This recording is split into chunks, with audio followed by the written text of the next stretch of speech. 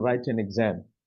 And barring that, we classify them into high, medium, and low risk. And our high risk centers are those that have had irregularities previously, those that are offering the matric exam for the first year. And if a center is regarded as high risk, we place what we refer to as a resident monitor who will be there throughout the examination center. In terms of registration, all candidates have been accurately registered. The DBE has conducted an audit of each of the provincial databases. I spoke about concessions and accommodations for learners with special needs, so that our special needs learners are provided with the most conducive environment to write the examination. We've also conducted an audit of the entire value chain where question papers are printed, packed, and stored.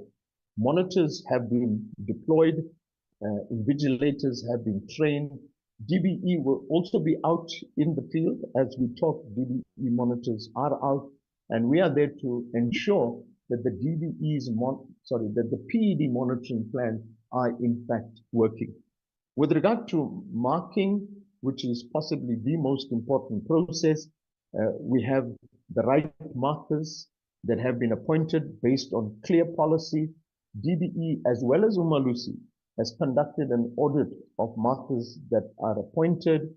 Marking centers have all been audited as well, and it's all systems go. We have what is referred to as marking guideline discussions, very important meeting where the marking guideline gets discussed.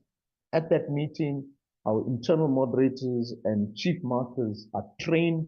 They get authorized before they are sent out to the marking centers to actually carry out the marking. And very important, Honorable Chair, is this integrated examination computer system, which takes responsibility for the examination process from registration to release of results and certification. We're currently busy with the dry run, and this is done under the oversight of Umalusi to make sure that even though this system was used last year, we do another full dry run to make sure that nothing goes wrong in this exam.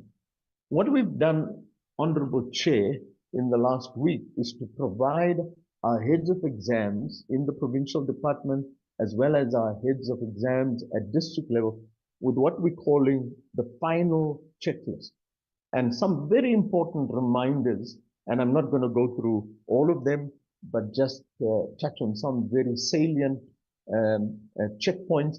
For example, a reminder that our school principals should not delegate their responsibilities to other members of the SMT. The principal is the accounting officer. He must be there to open the question papers, to distribute the question papers, to make sure that the examinations are proceeding as per plan. We've had previously issues where some learners were disallowed from writing the examination because of unpaid school fees or some disciplinary issue. Again, a warning is sent out that every learner must be allowed to write the examination. Our storage point, I think here we are just double checking, triple checking that what is prescribed in our protocol is being implemented. And very important, we've reminded our heads about the adherence to norm time.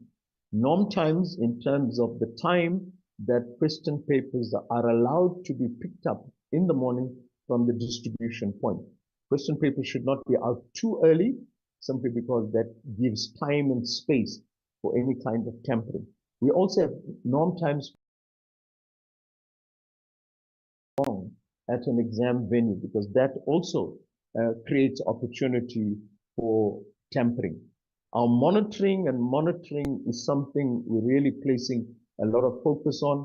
We're reminding our heads about resident monitors.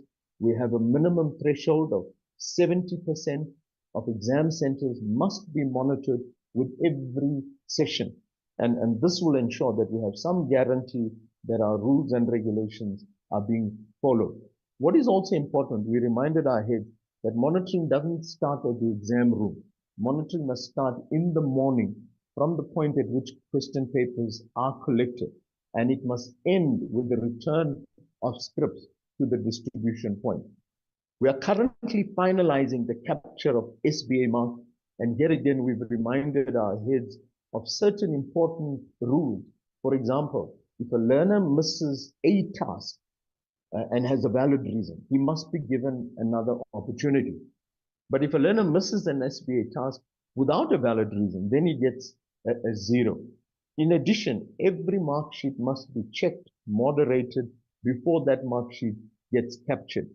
In the case of exam irregularities, we reminded our heads about advocacy relating to honesty and integrity, informing candidates about our hotline, which runs 24/7 so they can report any matter that they are concerned about.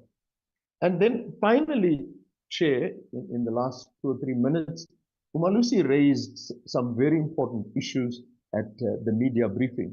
And we thought that as a department, we should respond to these issues to confirm that they have been attended. And the one very important issue is the shortage of permanent staff across our provincial departments. This is a problem. The DBE has conducted an audit of all our staff vacancies, but I must say that our heads of department have done the best under the severe fiscal constraint to make critical appointments where possible. So there is movement, but not fast enough. But to deal with the current examination, we have staff that to fill up vacancies that may exist either at district or at provincial level with regard to exam. And this is not just done on an ad hoc basis, but it's done based on an official letter of appointment, clearly outlining what the responsibilities are of this individual that is now moved into this unit. Umalusi also indicated that there were a few storage points that are conditionally approved. We have mandatory criteria and we have additional criteria. So they would have been conditionally approved if some of the additional criteria or secondary criteria were not in place at that time. But what we have done with the provincial departments is putting contingencies in place to accommodate some of the secondary criteria. And therefore we can state that all our storage points are in fact foolproof, well secured, and we're not expecting any problems. Shortage of markers. We do have a shortage of markers, but they are in possibly 3 subjects in the main. English home language, Afrikaans home language and FAL, and history. In the case of the languages, because we had 3 papers, and because during our marking session, we divide marking of each of these papers into separate groups. So you need 3 times the number of markers than the number of teachers that you have at school. So as a result, to accommodate the larger number of markers required for the languages, we have staggered marking. For example, English home language paper 3 will be marked ahead of the normal marking session, so that markers that mark paper 3 will then be deployed during the normal marking session to mark paper 1 and paper 2. The other option that we will be looking at, which we are planning with our provinces, is to extend the number of marking days. For example, if the marking of that particular paper would have taken 7 days, we increase the time to 8 days or 9 days. But I must also indicate that our provinces have picked up these shortages while they were appointed.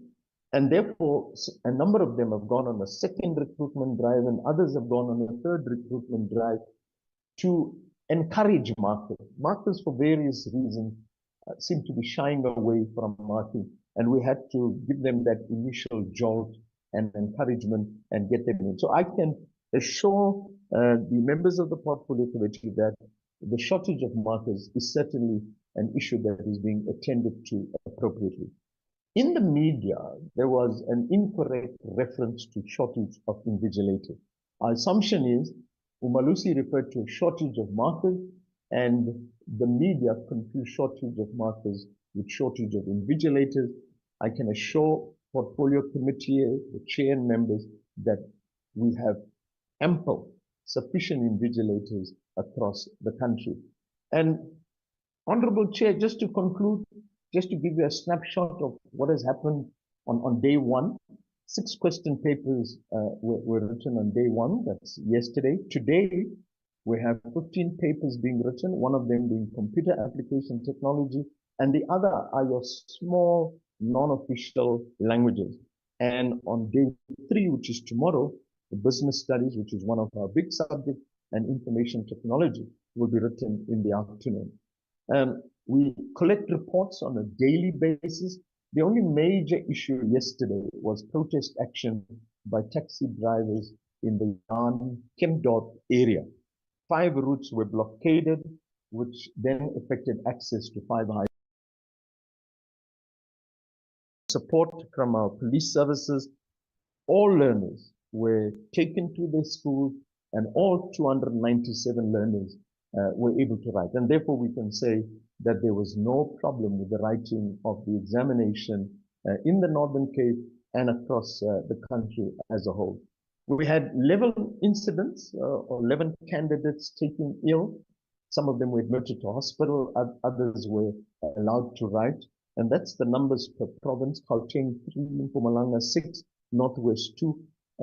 A few of them were involved. There were 2 accidents at least, and others were girls who were pregnant and had to deliver in hospital, and others had different type of illnesses. And this is how the system works, is that we are able to accommodate you, create exam conditions in a hospital, and get learners to write. So in conclusion, Honorable Chair, through the last push activities, together with the continuous monitoring, support, evaluation of the national examination system, we are confident that the 2024 examination will be administered with the highest credibility.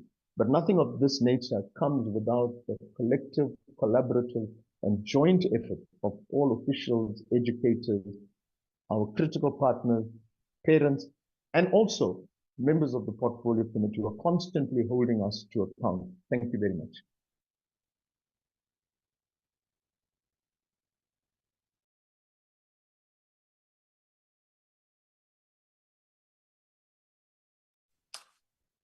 Honorable Minister and Honorable Chair, we are done. Thank you.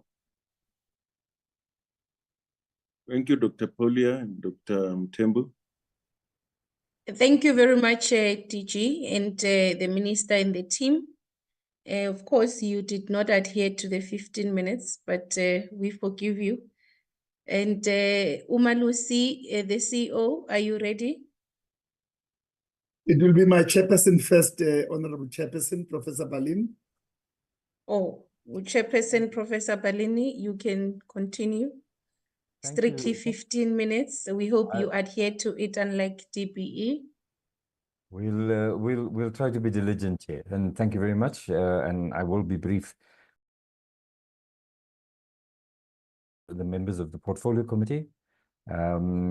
Greetings also to the Minister who is in the meeting, Minister Gwarube, and Dr. Mahole, the Deputy Minister, the DG Mweli and his team from the DVE, and really thank you for that comprehensive report. Chair, I think you'll agree it was difficult to keep that to 15 minutes, but thank you. Chair, I'm Yunus Balam. I'm Chair of Council of Umalusi, and I'm joined in this meeting by Dr. Mafura Kumetsi, who is the CEO of Umalusi, Dr. Eva Suji, who is the Executive Manager for Quality Assurance and Monitoring, Dr. Agnes Mohale, who is the Acting Executive Manager for Qualifications and Research, Ms. Mary Madia, who is the Senior Manager for Quality Assurance of Assessment, Mr. Biki Liporta, who is the Senior Manager for Public Relations and Communications, and Mr. Andy Tulu, who is the Manager for Quality Assurance of Assessment, Monitoring and Evaluations. Chair, as the DB has emphasized, we enter these exams every year with a little bit of trepidation, despite the repeated iterations of preparation. Checking, rechecking, double checking, second eyes, etc. One always enters this phase with the sense that there's something we may have missed. And so it is necessary, and we think this is an important presentation to the Portfolio Committee. And with that, I'm going to hand over to the Umalusi team. I think it will be Dr. Rakometsi who will take us from here. Thank you very much, Chair. Thank you very much, Professor Balim, and thank you very much also to the chairperson of the Portfolio Committee on Basic Education.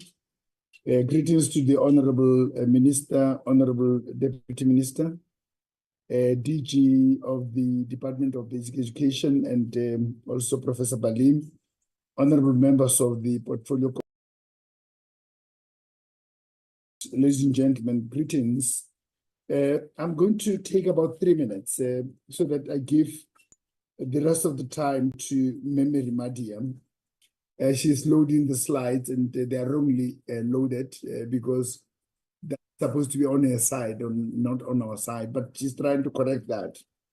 And then I'm going to go immediately to the presentation outline, which I'm not going to read because the members have that. But briefly on the background, Umalusi is mandated to monitor and verify the state of readiness of the public and private assessment bodies to conduct, administer, and manage national examinations. That is the mandate under background. And then we use the risk management independently and objectively identifies potential risks that could compromise the credibility and integrity of examinations. For the 2024 State of Readiness, all the assessment bodies have submitted their self-evaluation reports, and Umalusi analyzed them and evaluated them through a desktop review and the review of supporting evidence. We have provided feedback to all the assessment bodies. So moving to the next slide, which is slide number 4, I'm just referring to the legislation, and I'm going to be brief even there. Going to Roman figure 2, that we have to ensure the integrity and credibility of quality assurance. And that is exactly what we are doing with the state of readiness. And Roman figure 3, we have to ensure that such quality assurance as is necessary for the sub-framework is undertaken. And I immediately move to slide number 5 in the interest of time. And there I'm going to focus on 5.1.5, Roman figure 1. We have to ensure that exams have been conducted free from any irregularity that may jeopardize the integrity of the assessment or its outcomes, and that the assessment bodies have complied with the requirement prescribed by the Council for conducting assessments and complied, Roman figure 4, with every other condition determined by Council. Moving to the 6th slide, Chairperson. This is our quality assurance of assessment framework. And it lists a number of things that we need to do, which I'm not going to read to the members unless the members would be interested at the point of asking questions as to what we mean with each bullet. But I want to emphasize just one, that at the end of it all, Umalusi Council is going to approve the publication of the results of learners if the Council is satisfied that the assessment body has conducted the assessment free from any irregularity that may jeopardize the integrity of the assessment. And that pronouncement is going to be made in January of 2025. With that said, Chair, I'm going to hand over to Memory Madia, who is the Senior Manager for Quality Assurance of Assessment for Schools. Mary, over to you.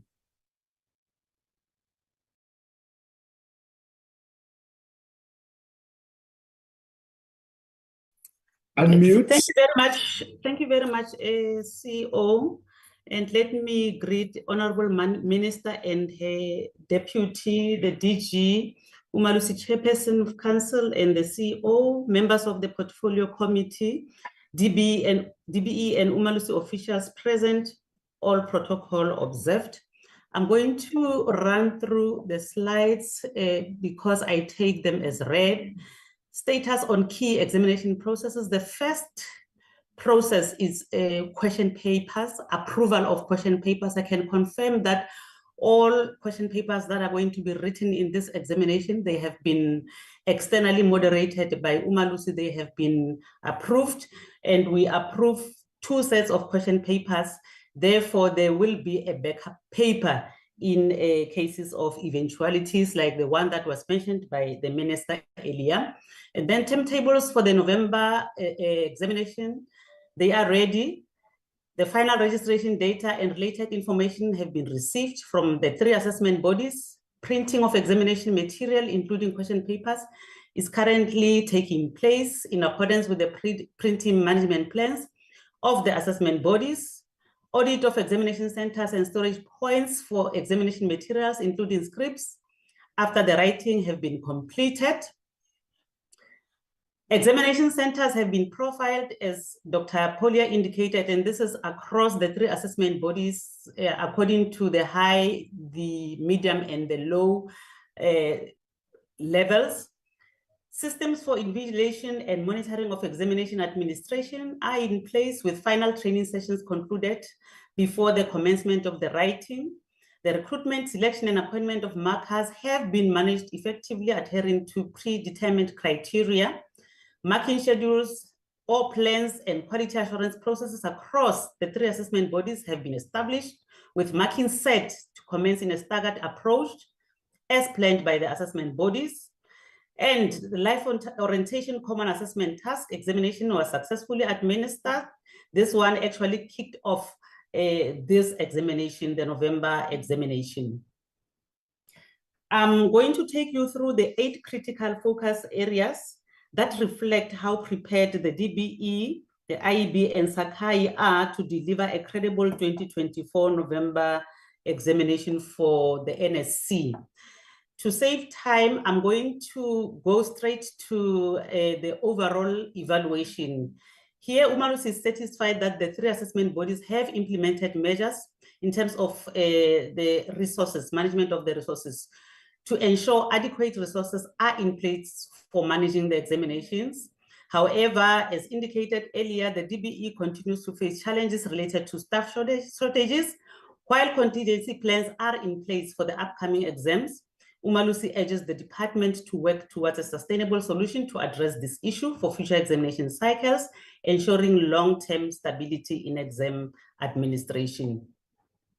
In terms of registration of candidates for this examination, for the DBE, the numbers were provided. For the IEB, we have 16,321. For Sakai, we have 5,789.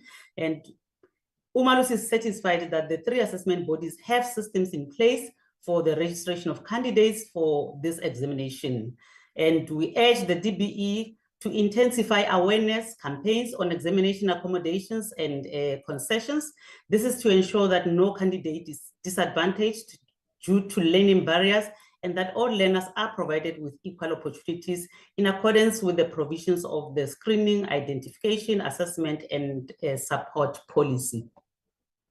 In terms of where these learners are going to write, for the DBE, 6,909 examination centers have been established. For the IEB, 256, and Sakai established 84 centers.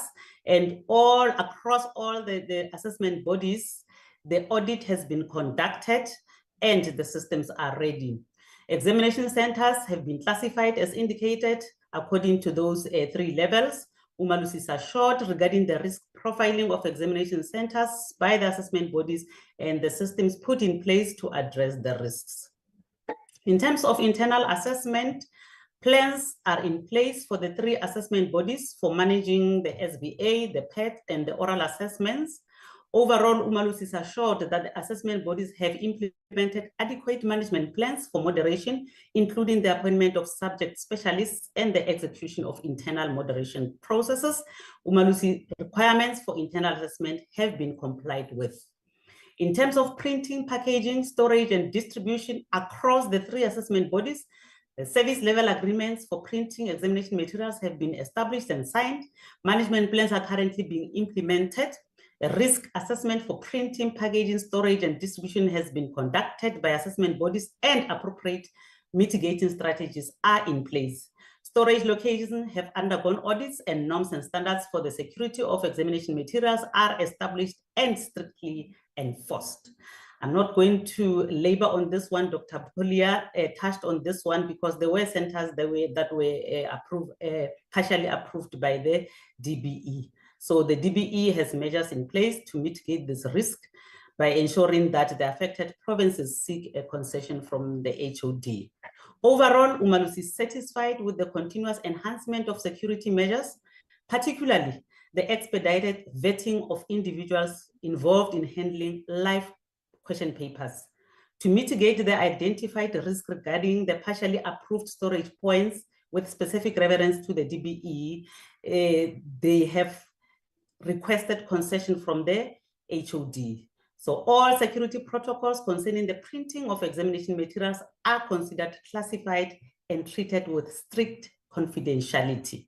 In terms of conduct of examinations, policies and guidelines for the conduct of examinations, including the SOPs, they are ready, they are established across the 3 assessment bodies. They have appointed and trained the invigilators and the chief invigilators. Overall, the monitoring coverage has been established by the respective assessment bodies and plans developed to ensure the integrity of the writing process during the administration of the examinations. Umalusi will monitor the implementation of the monitoring plans and report on its findings. In terms of marker selection and appointments of marking personnel across the 3 assessment bodies, markers have been selected. They are using different approaches. For the DBE, they are carried out in accordance with the PEM requirements. IEB and Sakai have got their policies for the recruitment, selection, and appointment of markers. And for the 2 private assessment bodies, no shortages were reported. However, for the DBE, there were shortages reported as indicated by Dr. Polia. I'm not going to go into that one. And then overall, Umalusi has concluded the audit of the appointed markers to verify that their appointments align with established criteria, with the exception of 4 provinces, the Northwest, Limpopo, Free State, and Northern Cape, which will be finalized by the 30th of October 2024. During the verification of mark scripts, Umalusi will track how the provinces are managing the marking process in subjects where marker shortages were identified as a risk.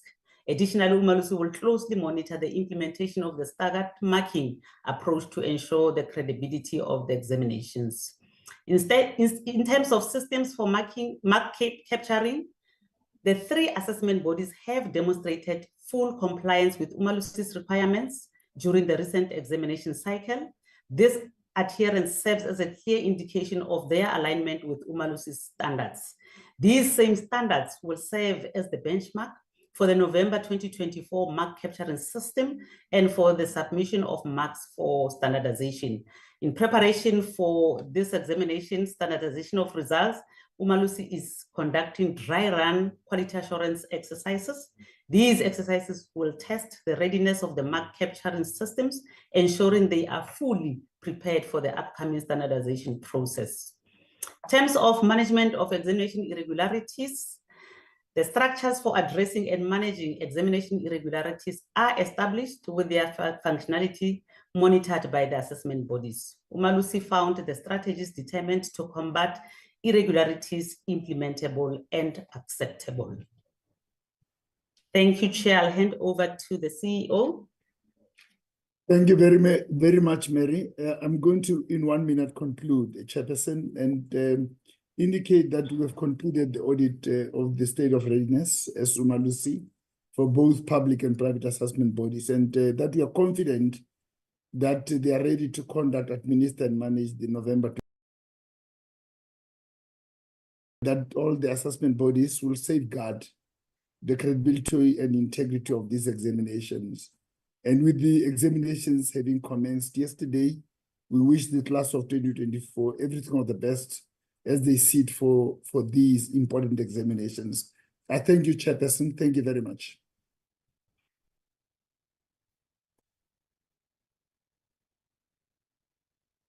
Thank you very much to Umalusi. Honorable members, I am going to allow that we engage with the presentation from Umalusi. And from there, we will then take the last presentation from the Western Cape PET. I tried to check on my side. I'm trying to check hands. Alert me if I have not noted your hand. There is Honorable Christians. I can see your hand. Any other hand?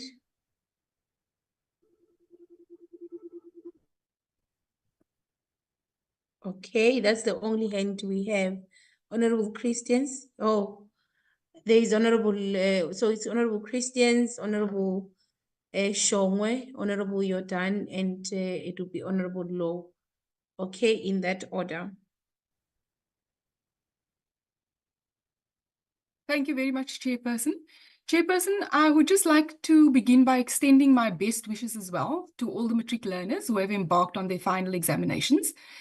It's an important moment in their academic journey, and I have every confidence in their abilities to succeed. I also want to then commend Umalusi and the Department of Basic Education and all the other 10 entities for their preparations, as well as their commitment to ensuring a smooth and secure examination process. To the DBE, I noted that they had spoken about the impact of staff shortages, which was addressed to some extent. So the only thing I still want to know is how is the DBE then managing these shortages, particularly in critical roles like marking that has been mentioned, so as to ensure the smooth administration of exams. And then post-examination, what are the next steps after the examinations have concluded, particularly regarding the marking process and also the release of the results? That is to ensure transparency as well as accuracy. And then to Umalusi, the registration of candidates and examination centers is obviously a critical step in the examination process. And Umalusi has confirmed that the registration data for the NSC class of 2024 has been finalized. Now, how does Umalusi ensure that all candidates, including those with special needs or immigrant status, are provided with the necessary accommodations and concessions to ensure a fair examination process? And then lastly to Umalusi, so Umalusi has implemented comprehensive measures to address potential risks and also to ensure integrity of the examination process. This includes the profiling of examination centers based on risk levels and the implementation of monitoring systems for high-risk centers. So how does Umalusi's risk management process and the profiling of these examination centers contribute to a secure and orderly examination environment since the examinations have started yesterday? Thank you very much, Chairperson. Thank you, Honorable Christians and Honorable Shongwe. Thank you, Chairperson. Good morning to all members of entities and honorables as well. Firstly, I would like to thank the presentations. Now, I have a question here that can the department provide contingency plan it has in place to mitigate the staff shortages as stated in the Umalusi report?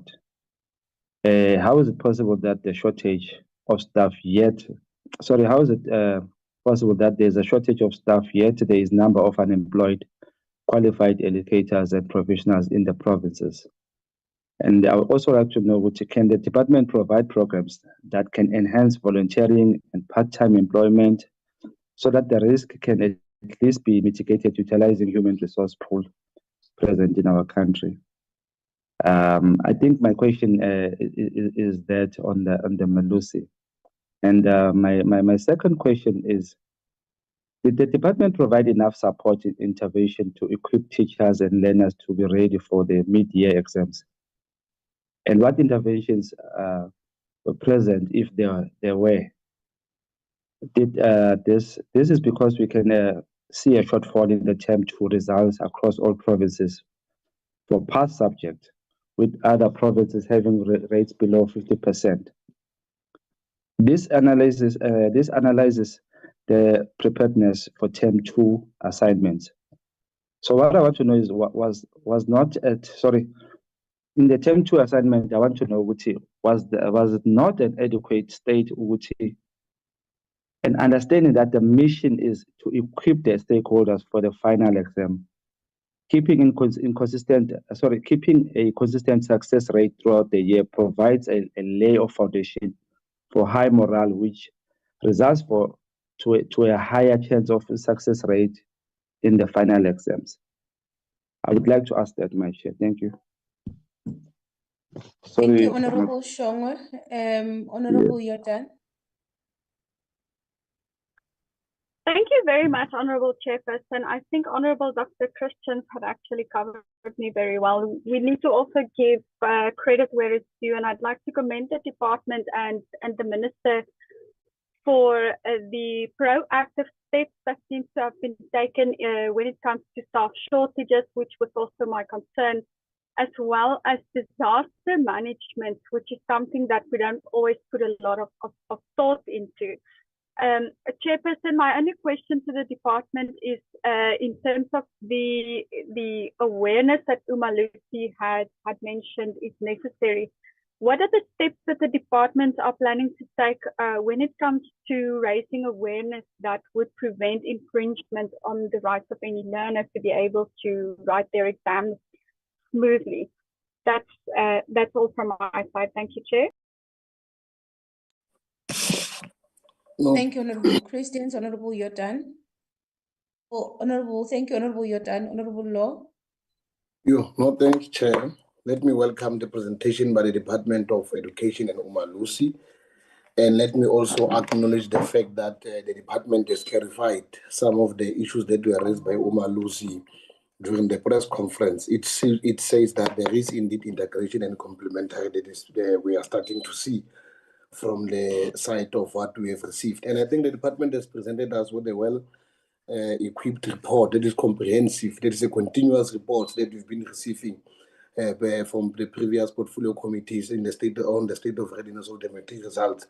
And I'm quite content they could even detect one of the key problems that could have been caused by issues of service delivery in municipalities. I think we need to look onto the aspects of how do we intensify engagements with municipalities to try to meet us halfway at the center of the department, because we can't compromise education as we derive our mandate as the Millennium number 4 in terms of the National Development Plan. I think, Chair, I've went through the department, and I think my questions will be based on the fact that, yes, we take the acknowledgement that KZN becomes the highest province, and then followed by Gauteng, and followed by Western Cape. I'm quite concerned on the decline with regard to learners' enrollment. And then where are the missing learners? Is it because others have dropped out? Is it because socioeconomic issues? Have the department and Umalusi have tried to trace and make a follow-up on such? And then the other one is that could it be that most of the schools are beginning to fail more learners in grade 11? Are we encountering such problems in such a way that we would want to know? So the other thing is that, Chair, I would want to know in case of backup, because we might have defeated the load shedding, but there are low reductions where the municipalities effect low reductions in places. I would want to know, has the department engaged with the municipalities in areas that might be affected? Are there schedules that have been provided? If so, are there any generators for backup in backup centers of your examination centers? In any other, if any other emergencies can occur in our examination centers, do we have backup of generators? If we arranged adequately with municipalities in areas where our schools are writing exams to stakeholder engagement? And then the other thing is that for those who are doing a subject like physical science practical, have the department ensured that there's adequate access to resources, facilities, more so at the motive forces where they are centered at, the marginalized forces where we are speaking of the rural areas, the areas that do not get adequate access and or more coverage of those that could have been advantageous who have access to that. And then I would want to check also what specific measures have been taken to ensure equitable exams conditions in rural and township schools compared to urban schools. Have you closed the gap in between the urban and rural areas in how we adequately provide support services and how we could have reported how things are going and are running smoothly. If we close the gap and balance that particular gap and make sure that those who are marginalized get more adequate resources, that seeks to make sure that it does not affect any of their performances. For example, for those that are in rural areas, would need to have your social workers, your emergency services, your nearby clinics that can respond to such emergencies where you have reported where learners were pregnant, others had to be taken to hospitals. We made provisions for such. And then for Umalusi, Umalusi, yeah, your questions will be to say, how on your side, how do you ensure that rural and underserved schools have adequate resources compared to the fact that the department will answer, so that we can see is the integration in terms of that.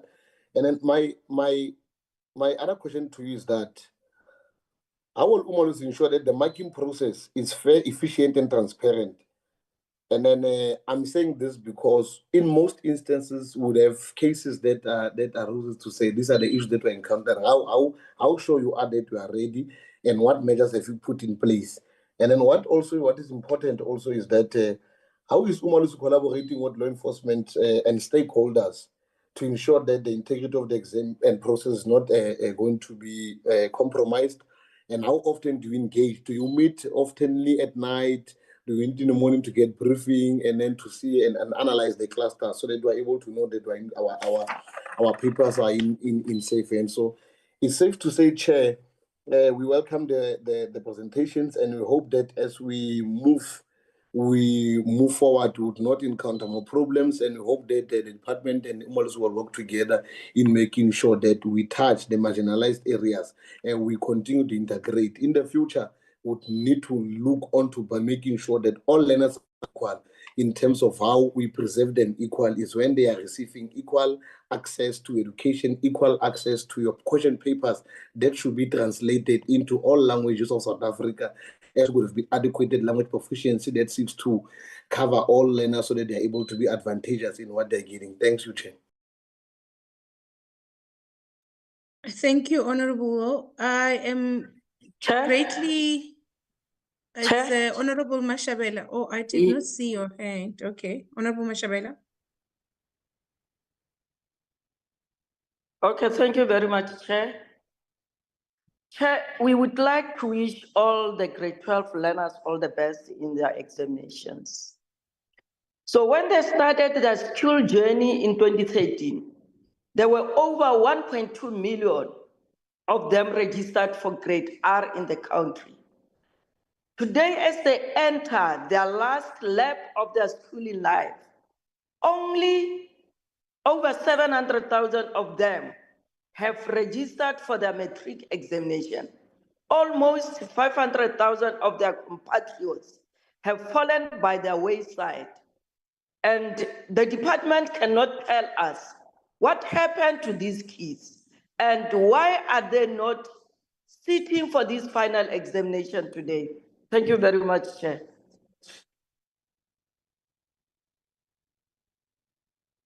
Thank you, Honorable Mashabela.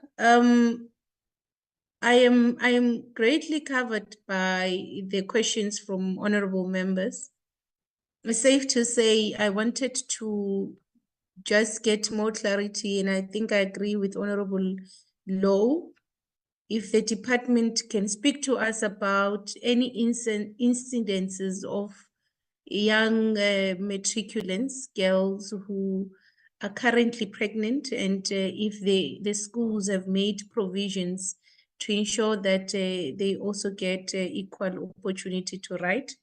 And we have discussed this, I think, in the previous meetings where we're speaking about some of the practices by the schools where they will insist that the learner comes with a parent. And some of them don't have parents, but also some don't stay with their parents, and some are child-headed households. And as a result, those girl children will be forced to drop out because they don't have a parent to come to school with them. So we want to check if we have dealt with that practice so that there is no girl child who's in matric and who does not have the opportunity to write examinations because they are pregnant. And that is what I wanted to check in terms of your checklist, if we've dealt with that part. I also wanted to check with the department on the feeding scheme program, understanding that when we speak about the feeding scheme program, we also highlight that there are other learners who really depend on the meal that is provided at school. So want to check with the department and the school, they are planning to ensure that the matriculants all still receive the feeding scheme, still receive food at school, despite the fact that they will arrive at school at a certain time and they ride for a certain time. We still want to understand if there is that consistency in provision of food in school, so that it is not discontinued in other schools, and that will really disadvantage those who really depend on those meals, because we want them to be healthy so that they can focus on the studying, and they can focus on the current task.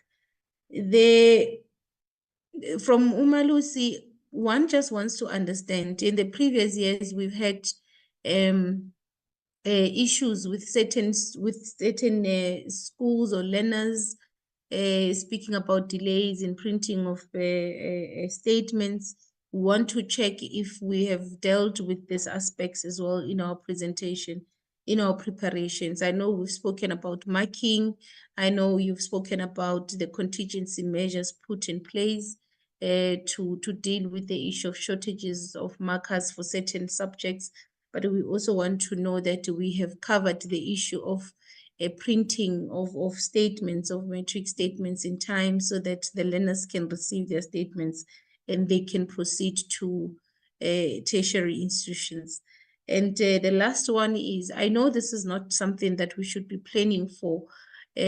One just wants to understand if part of the 700 includes a cohort that is doing a second chance program, and if it does, the second chance matric program, if it does, speak to us about those learners and the preparations and the support that we've given to those learners. Those are my only questions. And I think we should say as a portfolio committee that it's quite unfortunate, the reports on Gqeberha, on the power disruptions and the 400 learners who are unable to write. But we appreciate the fact that there is contingency measures in place.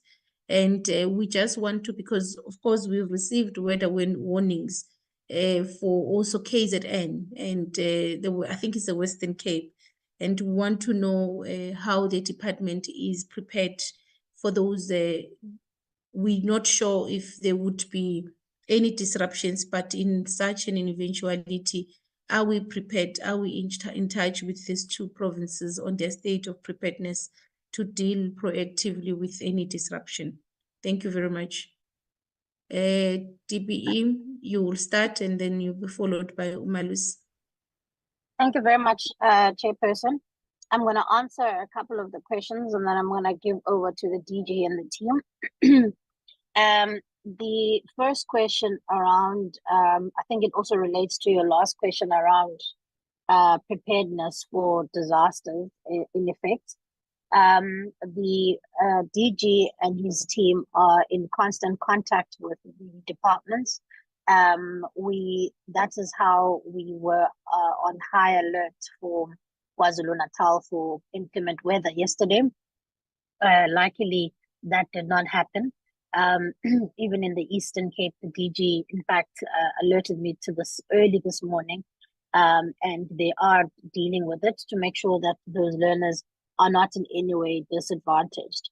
And I just want to agree with Honorable Low in his assessment around the fact that in some instances we really need the assistance of local municipalities, because we can do everything we can, but to also make sure that there's limited disruptions for these exams, we also need local municipalities to assist us in terms of ensuring that there's water in schools and that, you know, bills are paid so that there is no power outages. On our side, we make sure that we've got contingency plans in place, but of course, it would be really helpful if this is a whole government effort.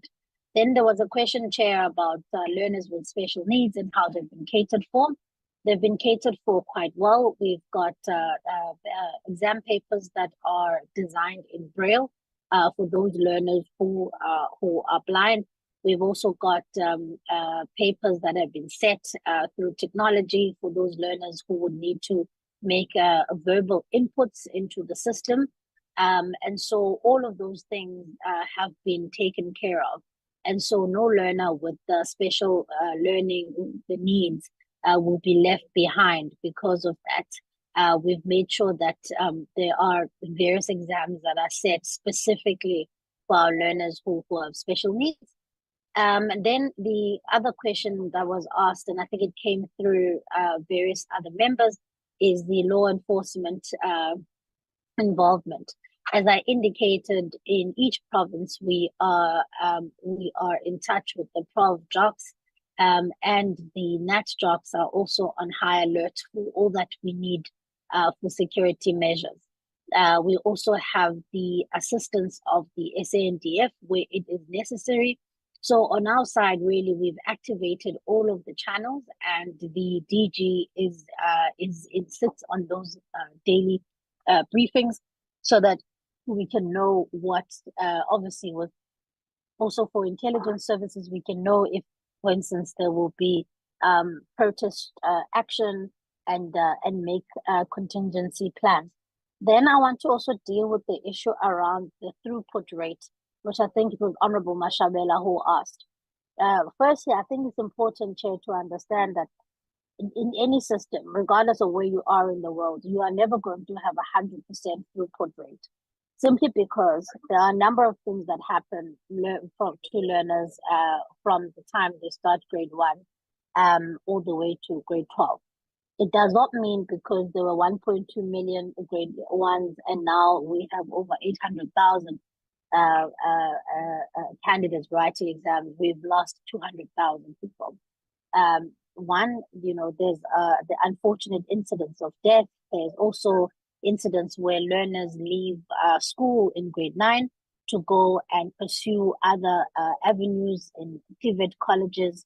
There's various other exit points within the system that allow learners to actually maybe go to a TVET, to go acquire skills, for instance, and not continue to write through to the NSC level. And I think it's important for us to allow children to be able to explore various ways of getting an education. And not every single learner wants to get through to at the NSC level and go to university. A lot of them want to acquire skills. They want to be able to go to schools or skills, and those things are catered for. And I think when we talk about the throughput, that's what we should also keep in mind, that there are many various ways and natural attrition that happens in the 12 years of those learners. However, I take the point that it's absolutely critical, and the department and I have been at pains to talk about how absolutely critical it is to trace learners, so that we can tell you specifically to say, here's a number of 100,000 learners have left to go to TVET. 50 learners, this is what's happened to them. So that's what we are working towards, to be able to tell members exactly the numbers of where those learners are. But I think it's important to note that a 100% throughput is impossible, because, of course, a decade and 2 years is a long time, and a lot happens in that time. And then the question, the chair also asked the issue around the NSNP, that continues, the school nutrition program, Chair, that continues uninterrupted. You also asked the issue around the second chance program. That's why we, in the figures, we say that there's over 700,000 learners who are writing full-time candidates, and that in total there's over 800,000, also, which includes the part-time learners. So we are including, so the figure, the 800,000 plus is inclusive of those who are part-time learners. So that would include those learners who are part of the second chance program. So I might leave it there. DG, if there's anything I've left out, Dr. Polia and Dr. Mtembu, if there's anything I've left out, please do come in. Thank you very much.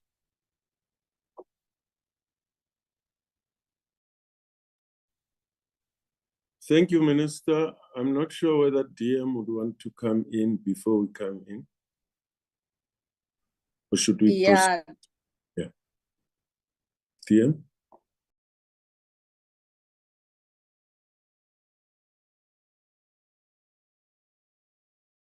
DM, are you coming in? Minister, I don't know what happened to DM. Just hold on, Digi. So I wasn't aware that She's been in she's the on. meeting. Okay. Mm. Sorry, Chair. If the DM could come in here, if possible. DM, can you hear us? Or maybe we Okay, could proceed. She could come in at the end before the minister rounds off. no, No, let me I come think in she's now. in. She's Yeah. in. She's in. She's in. She's in. I don't know All what right. happened. Kick me out. I just show my face. Thanks, DM.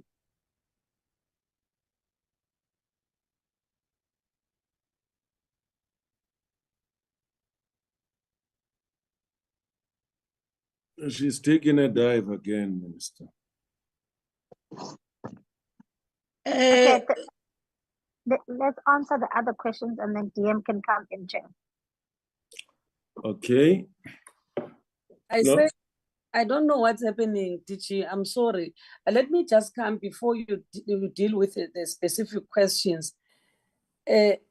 Minister has almost covered everything, but in the support, I think the presentation itself indicated that there's a differentiated approach in terms of supporting the learners. It starts at a school level, at a second district, province, and nationally, wherein we look at, because the potential and capacity of learners is not the same. That's why the approach in supporting is differentiated. Even the camps, they don't serve a one size fits all. We look at which subjects are not doing well, which area, which topic, and which learners. That's why the support is looking at the learners as such. On the managing the shortage of teachers, although Dr. Paula and the teaching might cover that one, but the indication, Chair, is that this shortage, which Umalusi identified, it's as a result, it emanates from the languages. We find that we have one teacher that is teaching English generally, but when coming to the examination, English, we have 3 papers, but the teacher that is teaching English is one teacher at grade 12 in one school. But when is the paper now to be written is 3 papers. There's paper 1, there's paper 2, there's paper 3. So, which means by right now you must have 3 teachers marking paper 1, paper 2, and paper 3. Yet in practicality, you have one teacher. So provinces have come up with a strategy to cap that paper 1 will be marked, because we started with paper 1, will be marked earlier, that when the paper 1 is concluded, then the same teachers will continue to mark paper 2 when marking has commenced in general. But they will iron that question up. So I just wanted to highlight something to members here, that we know that since we live in a world of technology, we encounter so many other things which must not take us aback, must not surprise us, must not make us think that the legitimacy and the integrity of the examination is under siege or is challenged, because there will be social media fanatics and lunatics, or whatever way that you can call them. There's one that it took me aback. I thought it's real. When a lady comes out to say, I'm a principal of a school, and we discovered one learner copying English paper 3. And I asked myself, how can one learner copy English paper 3 when we have to write an essay? But it looks so real that you can think the person is a principal of a school. But you ask yourself, how can a principal, when you have discovered such an irregularity, instead of following the proper procedures, you take it to a social media? And I went to Dr. Polia fuming, of course, thinking that this is real. Only to find that even the name of the school does not exist. The woman, I even went to her social media, and it's just a person who comments about everything in South Africa in a negative way. So, and it makes people, because when other people hear that, they will think that the integrity of the exam is compromised. So I just wanted to bring this to the attention of members, that some of the social media people are social media people. We can't change them, but the integrity of the examination is still intact. Day one was incident-free, except those rains that came after the learners have written. What might be a challenge, as Minister indicated, will be the CAT that is going to be written this week, and the contingency is there. It has always been there, a contingency plan for the CAT. Thank you, DG, and my apologies for that hiccup on my side. You can continue. Thank you, Honorable Chair, Honorable Minister and Deputy Minister. I'm just trying to check whether, I hope you can see that I'm not a robot. And the Minister can also see that I'm in the office and not by the roadside. Okay. Okay. Let me also maybe start thanking the Minister and DM. They've covered a number of questions. And also add my voice in congratulating Honorable Christians. I think we're also motivated to go back to school to upgrade our qualifications. The staff shortages, and thank you for the well wishes and for commending the department and Umalusi for the work done so far. Staff shortages are indeed also occasioned by budget cuts, the volatile fiscal environment that we find ourselves in. But how we've tried to deal with this is to identify people with experience in exams from other line functions such as curriculum, who regularly interact with the assessment environment, who are formally appointed to do this work, whose credibility is beyond reproach, and we get them to do this work.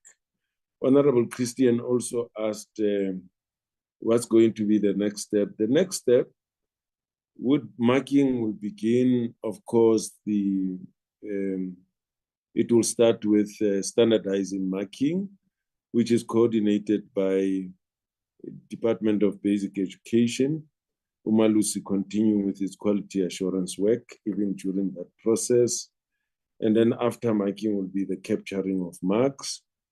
And then the qualitative inputs will then commence in terms of the sector, preparing for the standardization process until we go to standardization. And once standardization is done and the marks are ready, then Umalusi will make the determination of declaring exams to be, up to what is required in terms of integrity and credibility. So those will be the steps that are followed. And we try to communicate this through the proper channels every step of the way as we move from one step to the other. And I think it's the minister who said that, we could also include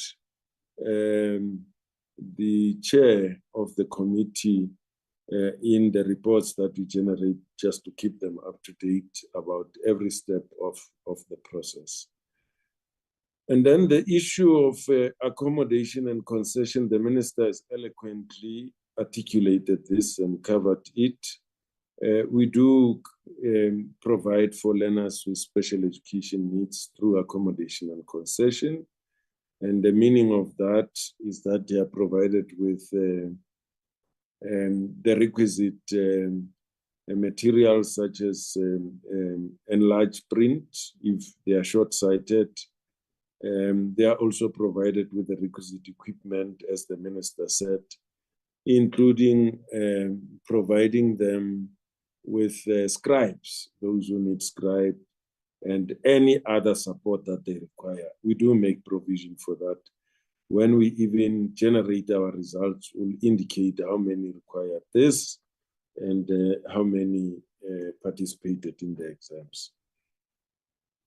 The profiling of exams to ensure security, I think as an examination or the assessment body, we've been able to do that, to do an assessment of each and every exam center, being able to rank them, as Dr. Pulia demonstrated in the presentation, from high, medium to low risk, and then make a determination of measures that should be put in place to deal with such.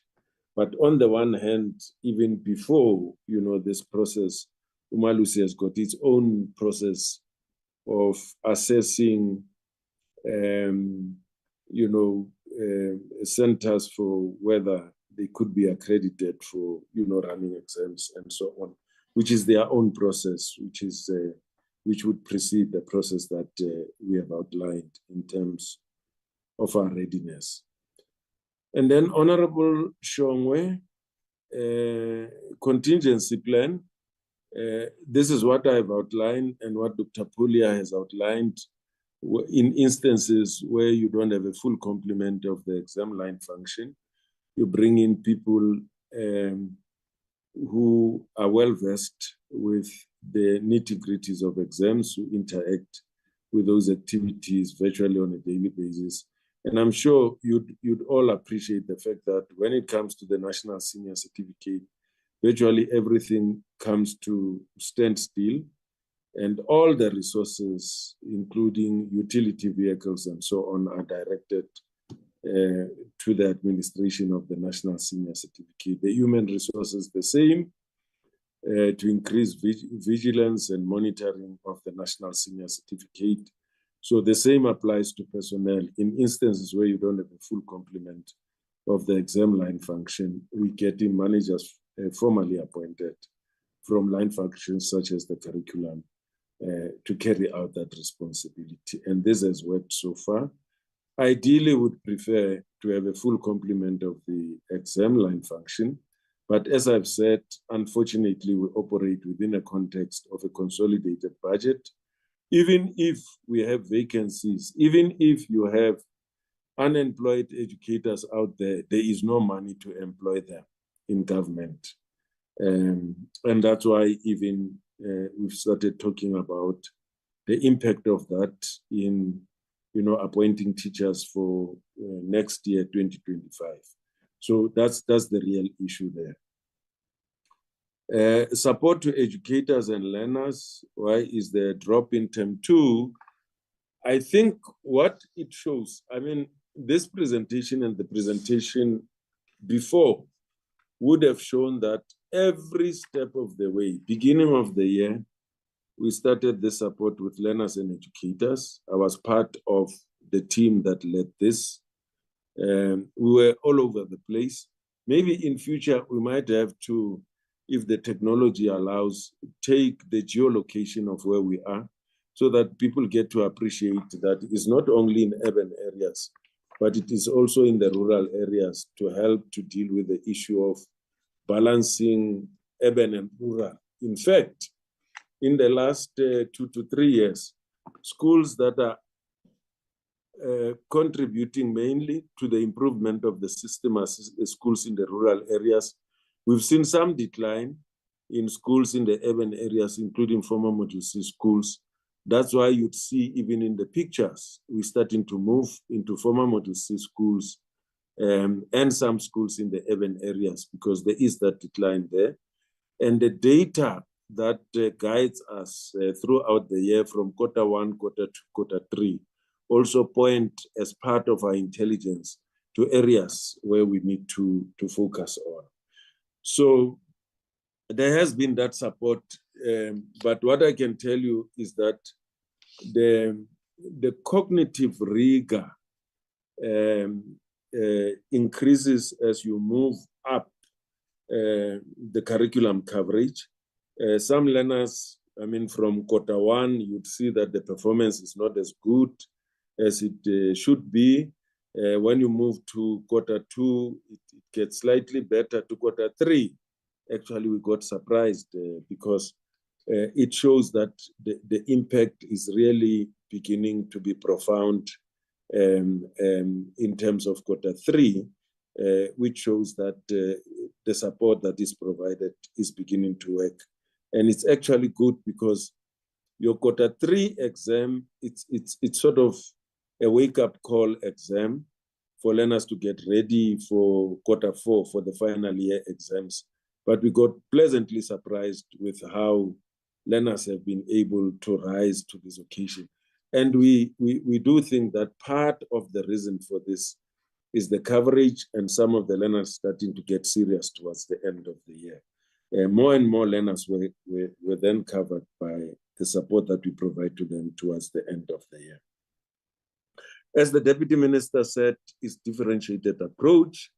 It starts from learners at risk, learners who are in the middle of the pack, who could do well but perform on an average grid, and even your top performing learners, because we also support them so that you get more distinctions to those who are doing well.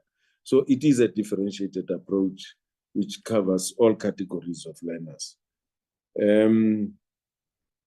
Yeah, I've explained that, Honorable Shongwe, in terms of, you know, the issue of contingency plan, teachers who are unemployed, and the fact that term 2 is lower than term 3 and so on. But as you can see, term 2 lower than term 1 and term 3, it then means that as learners went on, they got much better, or they were becoming more receptive to even support.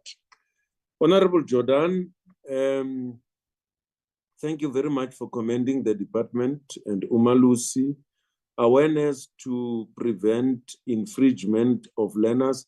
We tried to do that on Sunday during the press briefing, and I think our communication will strengthen that in our communication, that we continue to advise people against infringement, particularly on learners who would like to write exams, things like service delivery protest. And we gave an example of particularly people in Soweto for Johannesburg West, where learners were insulated from service delivery protests, and they were protected, and just like it happened in the Jan Kemp, like Dr. Pulia has indicated. So we'll increase that communication or heighten that communication to the public and everybody. Honorable Low, thank you for the appreciation for the work done by both Umalusi and DBE. And the decline in learner enrollment, well, overall, there's an increase. There is an increase overall. And the decline is actually experienced in what we call BCM subjects, business studies, the accounting, as well as economics. Those are the subjects that experience a major decline. We are addressing this with districts and provincial education departments. And we suspect that part of the reason is that historically those subjects, their cognitive demand has been very high, and it therefore scared many learners and parents away from the subjects. But those subjects have started to do well, as good as other subjects. We believe that we'll be able to get the learners back to participate in them. And the load reduction, we are in constant communication with ESCOM And provincial education departments as well as district officials are also working with local municipalities in terms of load reduction. So far, we haven't experienced problem except for the unforeseen, which happened in Utenake, in the Gqeberha municipality, where you had storms that really put the power systems down overnight, and you couldn't also really expect the local municipality to be able to solve that problem within hours. Unfortunately, this couldn't happen because it happened just overnight because of the inclement weather. But thank you very much for the advice. The minister has already acknowledged and appreciated that of working with local municipalities. We'll definitely take that advice moving forward. We are trying to close the gap between rural and urban, but I've indicated the trend of now late that something is happening in the rural areas. Parents, broader civil society in these communities have become very serious about supporting and insulating learners, getting them to camp at school. I've gone through many of this, and I've really appreciated the way broader civil society act together in insulating and supporting learners to succeed. Honorable Mashabela, the minister has eloquently covered the notion of learners starting at 1.2 million and ending up at 700, 800,000. I must also indicate that I had requested the chair that at some point, Dr. Stephen Taylor can come and do a presentation grade by grade to look at the notion of dropout.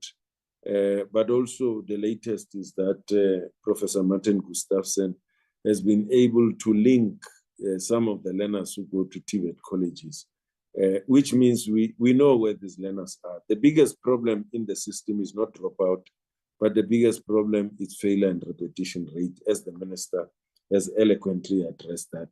No system in the world would be as large as this one, would be able to record 100% throughput. It doesn't happen, especially a large and vast system as ours. You don't find it anywhere in the world. Honorable Chair, incidents of young matriculants who are pregnant. In our support to learners, I've come across many of these young women who are pregnant, and I appreciated the fact that schools allowed them to continue to benefit and they supported them. And our policy and our monitoring is to ensure that indeed they are supported and monitored. Some of the figures that Dr. Polia presented this morning was one of these young people who had to go and get into the labor ward, and as a result of that, some measures had to be put in place to afford these learners to be able to write exams, even if they are in hospitals. That's our policy, and that's the support that is available, not only to pregnant young women, but also to young men who are in conflict with the law. We make provision for that. People who have just taken ill and been in hospitals, we provide that opportunity for them. They do get an invigilator and people who deliver papers to them so that they are able to write. The minister has covered the issue of the feeding scheme. It is indeed true. Feeding is continuing, and arrangements are made by schools to make sure that learners continue to receive feeding. The second chance matric program, as the minister indicated also, 727,121 are full-time candidates, 155,215 are part-time candidates. Those are the second chance matric program learners. We are not really happy with the performance of our part-time candidates. We're hoping that this time around, there will be some improvement. we've addressed that with districts and provincial officials that this is our unfinished business, and they must continue to get the support that even full-time candidates are getting. We're hoping that this time around their performance should be much better. Preparations for inclement weather, the minister has also eloquently addressed that, Deputy Minister. Maybe Dr. Mtembu and Dr. Polia could cover any of the questions that we might have not covered, the three of us. Thank you very much. Thank you, DG. I think the questions were comprehensively covered, unless if there's any member who believes their question was not covered. I am really pressed for time. There is a sitting at 2, and we still have Umalusi to respond, and we still have to get the presentation from Western Cape. So I'm going to allow Umalusi to respond. And if there is any outstanding matter, honorable members, please share with us. We'll ask the department to respond in writing. We are just happy that at least for the first time they did send us written responses, and that's good. And an avalanche of them, Chair. I'm saying an avalanche of written responses, close to 3,000. Okay. Okay. Chair, thank you very much. I'm sure we'll be brief. Firstly, let me thank all the portfolio committee members who raised questions for the acknowledgement of the very hard work that goes into preparation for these exams, and the sense that the system is getting more and more rigorous and better able to defend itself. Chair, all the questions that I noted that were directed at Umalusi are of an operational and technical nature that is outside of my level of competence in these matters. And so I'm going to hand over to the CEO to respond. Over to you, Dr. Rakometsi. Thank you. Thank you very much, Chairperson. Thank you very much, Professor Berlin. I also want to appreciate all the commendations received from the honorable members. Indeed, the DBE and Umalusi take this huge responsibility seriously. We protect the examinations processes jealously in order to protect the currency of the qualifications that are on the sub-framework of Umalusi. Thank you very much, honorable members. Regarding the centers that are high risk, what Umalusi does is that we intensify our monitoring in terms of the deployment of the monitors to these centers with regular visits. And we also appreciate the fact that these high-risk centers, the DBE has deployed resident invigilators at these centers, and that is appreciated, so that there's somebody independent who's not in the employ of that school who sits there and checks that everything is done according to policy. So that's how we deal with the potential risk at the high-risk centers. Regarding the question that was raised by Honorable Lowe, indeed, we wrote to all the provincial education departments, and also we wrote to the DBE, Mr. Mweli, about the areas that still needed attention before the commencement of the examinations. And the DBE and the provincial education departments have come to the party to indicate how they are dealing with those issues and how they are closing those gaps. This is commendable, and we'll continue to pronounce on quality assurance processes, because this is what saves the system. We need checks and balances, and over the years, we have enjoyed the full cooperation of the Department of Basic Education in this regard, and that is truly appreciated. And that is on the question that was raised by Honorable Lowe. On the question that was raised by, I don't remember who it was, I think it was Honorable Lowe, yes, about the fairness of the system when it comes to urban rural areas. we ensure at the point of the setting of the papers and the moderation thereof, that the questions are fair to the rural area students and the urban, so that there is no bias. There is no rural urban bias in the questions. And I know, I think the members know what I mean. Be a question that a learner from an urban center like Johannesburg would not be able to answer, because the question is in the rural setting in terms of what it is asking, and vice versa. So we make sure that that doesn't happen. And also, Honorable Law, when it comes to the marking and the fairness thereof, we in the marking guideline discussions, that is what we used to call in the olden days memorandum, now is marking guidelines. We accommodate correct answers that may not necessarily be in the marking guideline. A student may come with a divergent view.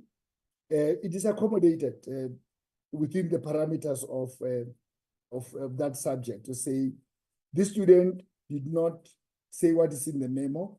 However, what he or she says is correct.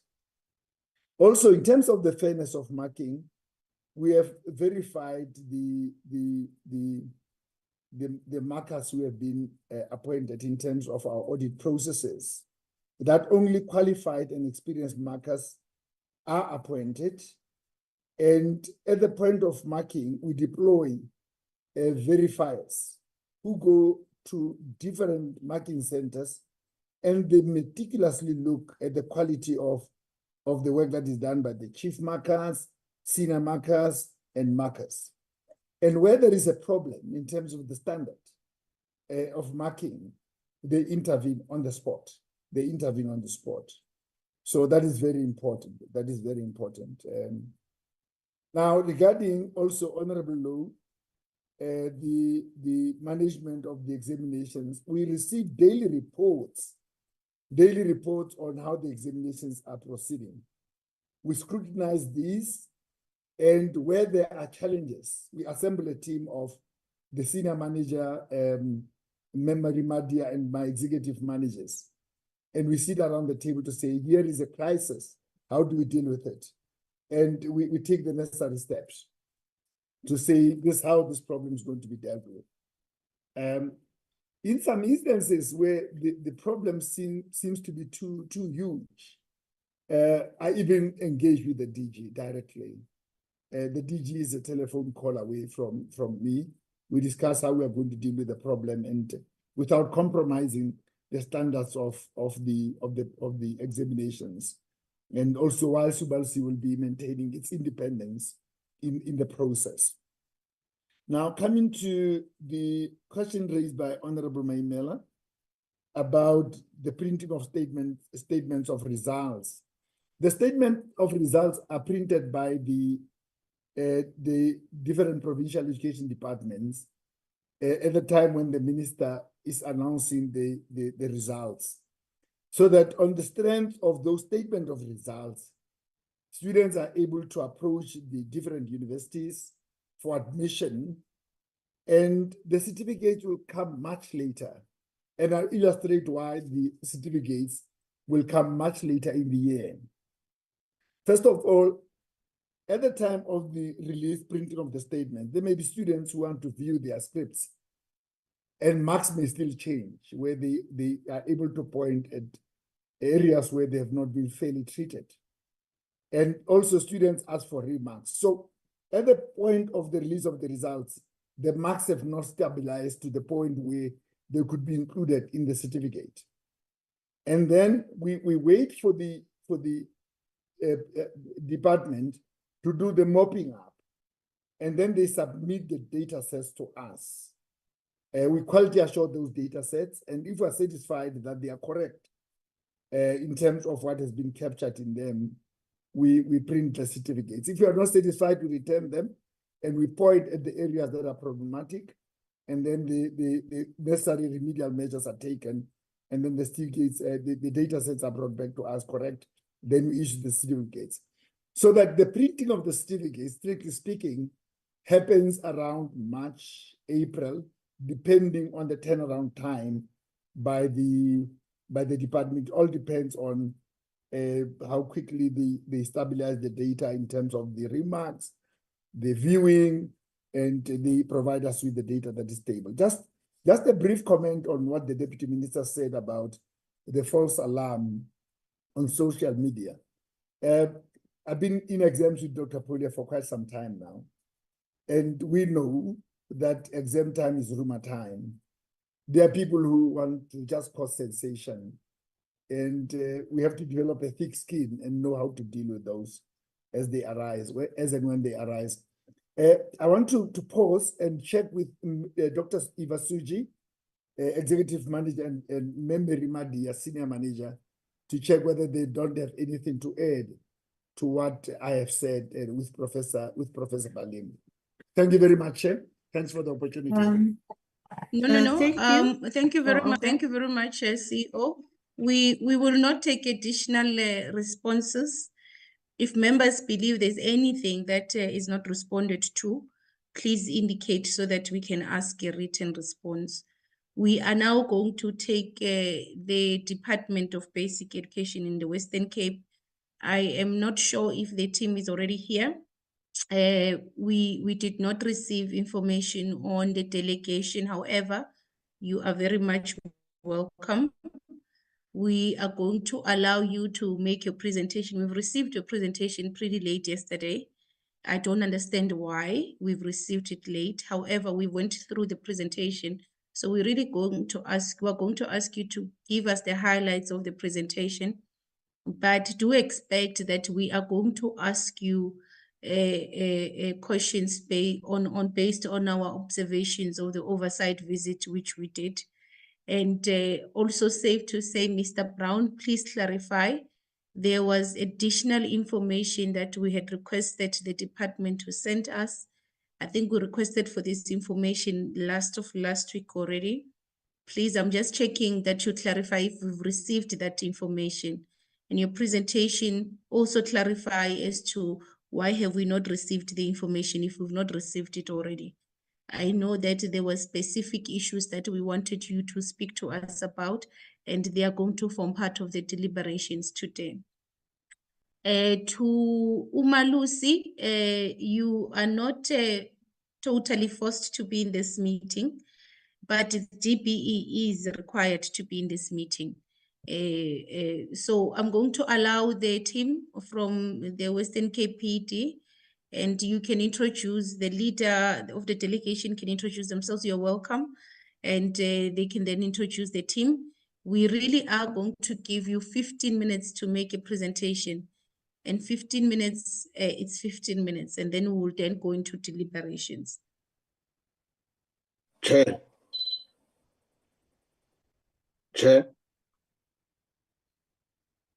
Honorable Law? I don't know. I went through the presentation and I want to clarify something here before that we get to know who's who here. Chair, in the presentation as they proceed, can the presenter and the presentation rectify something? There is no provincial minister in South Africa legally, so must be very clear about that. There are MECs here. Please.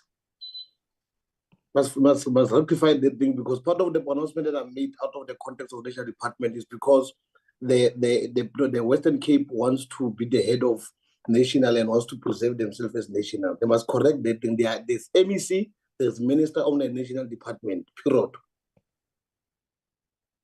That is noted, Honorable Law. Of course, it also created some bit of confusion for me as well. It's the same confusion we kept getting when we were in the province head office and we could not tell which is head office because I felt we meant different things. It is a bit of a confusion. It creates a bit. I was a bit confused myself when I went through the presentation. However, I do want us to give to the department and the leader of the delegation, please, for our sake, because really it's confusing. We know Minister to be Minister Gwarube and the Deputy Minister. It's a bit confusing. So please clarify that one. The leader of the delegation, you can take over and introduce the Sorry, team. Chair. Sorry, Chair. The unnamed device is mine. Would you please release Umalusi, because you might. Yes, as I had said, yes, as I had said that Umalusi, I had mentioned that Umalusi, you don't have to be in this session. But DPE has to be in the session. So you are released, and thank you very much for your presentation and your responses.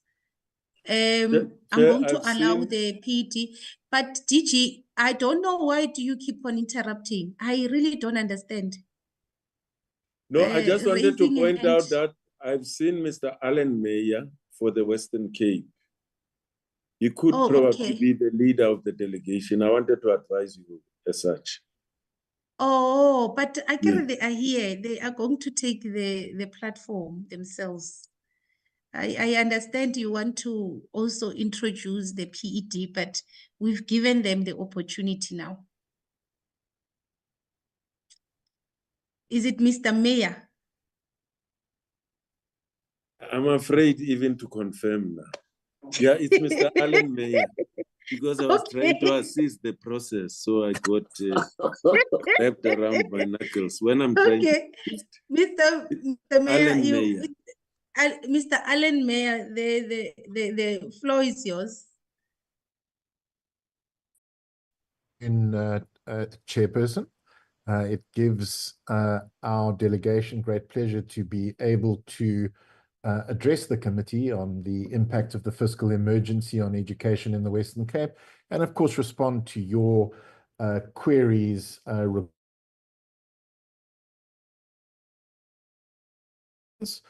My name is in fact not Mr. Alan Mayer. My name is David Mania. I am the minister responsible for education in the Western Cape.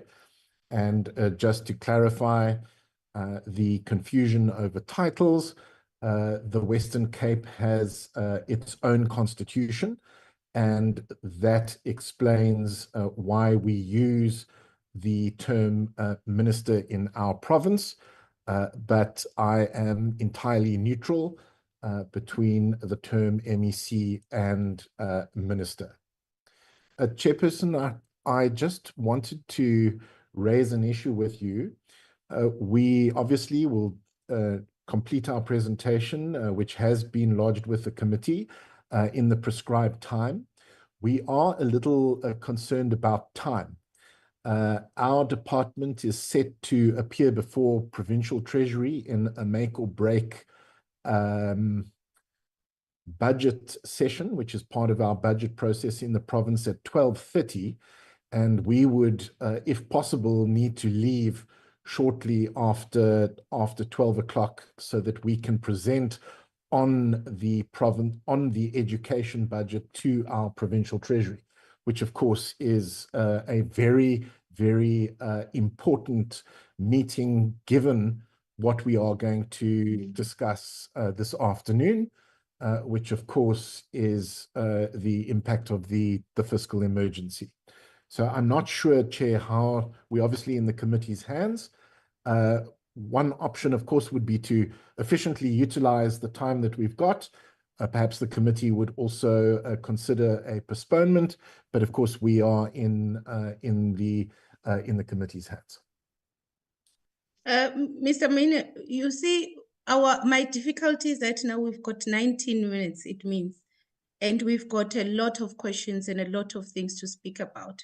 So that is not going to be adequate daily. But you need to advise us, when do you have time? Because we wanted to meet you on Friday where we'll have time. You didn't, you said to us you're going somewhere else. We said to you, we are meeting you today. You are saying to us you are also going somewhere else. So when do you want to appear before us? Because it seems that we must ask you that. Well, we obviously are happy to appear and obviously provide full and comprehensive responses to your questions. I mean, the committee itself was set to meet till 12 o'clock. We did put in 2 requests to the committee requesting that we be budget meeting. but that was not agreed to. But Chairperson, there should be no impediment. I'm sure that we can agree to a time so that we can give you a comprehensive briefing on, as I say, the impact of the fiscal emergency, which I really do think we need to have an in-depth discussion on. And we are, just to reassure you and members of the committee, preparing written replies to your letters on the 10th and 11th, so that we can provide you with comprehensive replies, obviously, on the questions arising out of your oversight visit. So if the committee has a mind to postpone, I'm sure we can arrange to appear before the committee at an alternative date as soon as possible. And we will, in any event, be furnishing you with detailed replies to your questions arising out of your oversight visit. Mr. Mina, so the issue of the teachers, the 2,407 teachers, it's an urgent matter. And, you know, now the department is appearing as if it is playing a duck and dive. Because as you're saying that we sent you a request for information on the 10th and 11th, we are today on the 20-something and you've not sent us that information. You're still saying to us you're going to send us that information. We had wanted to meet you on Friday. You said to us you're going somewhere else. I hope you understand that the matter of 2,400 and something teachers is an urgent matter to us.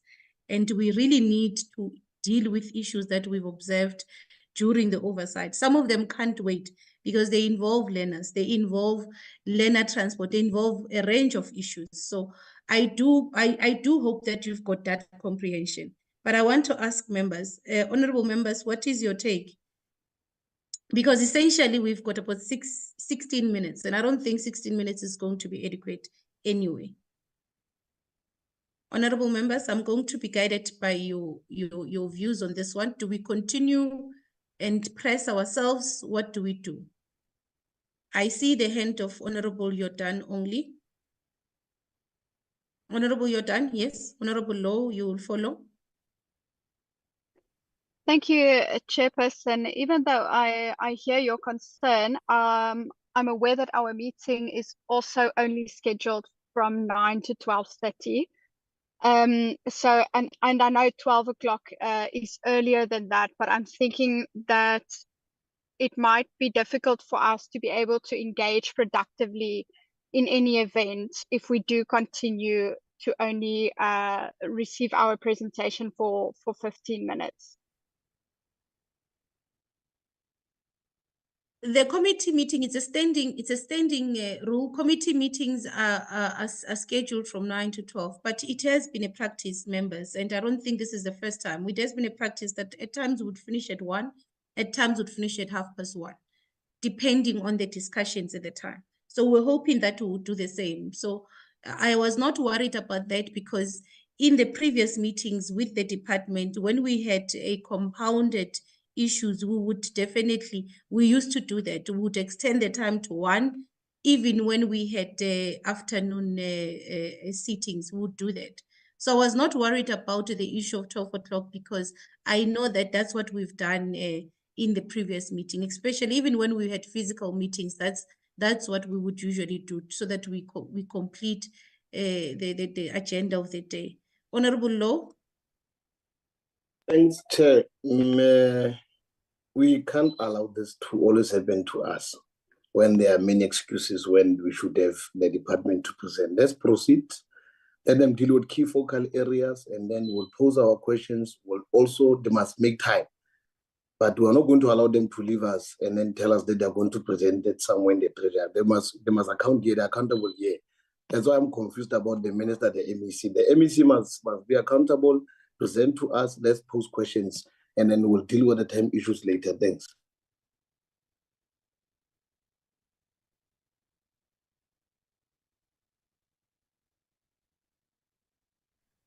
Honorable Govana, you're the last hand. Thank you, Chair. I think I'm partially covered by the previous MPs, but I will just add this report. Chair, can it be correct that they are busy to account to us? Also, the time is against us because we do not want them to present on basis of presenting. It should be a constructive one where we are able to engage and have clarities on things that we do not see right in the department. So the time won't do us any justice. So your proposal that they must give us time that they are available I think that one I second, but also it should not be up to them. When we call them, they must be here full day to account to us because we will not tolerate the disrespect that they continue giving us. It's improper and it's not acceptable. Thank you. Thank you. There's no any other hand. Chair, Honorable Mashabela. Chair, because of the network problem, I think I was off. The issue of 2,400 teachers in the Western Cape, Chair, I think this is the problem which need to be addressed as soon as possible. So these people of Western Cape must stop playing with disrespecting the committee, please. I think even if we don't have time now, but they must take us through this issue of 2,400 teachers, please.